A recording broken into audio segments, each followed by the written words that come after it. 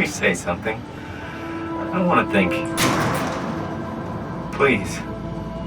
I don't know what to say. I don't want to upset you. Say anything.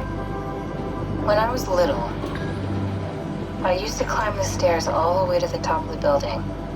And I could still feel how I had to, tuck my arm so I could push the heavy steel door open.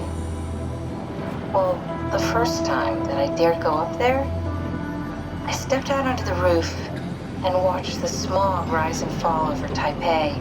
I got all the way up to the corner ledge and, I felt the warm wind in my hair and the sun was setting and the streets below were shadowed by the tall buildings. The people pushing through the crowd flowed like paint from an artist's brush.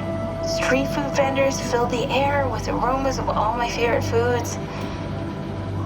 For a brief moment, I felt connected to the world in a way that I never had before.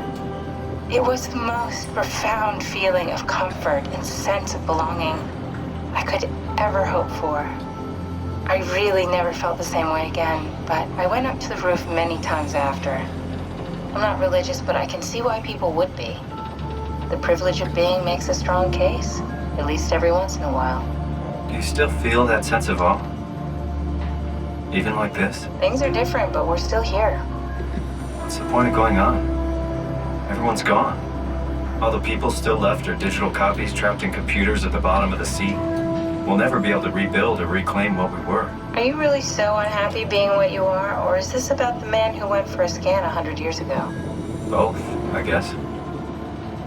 When I was back in Toronto, even the worst case, the darkest futures I could predict, they at least included my previous life somehow. I feel so uprooted. There's nothing here that I recognize, nothing that makes me feel like I belong. Even if we make it to the Ark, would it be any different? I'd still be alone.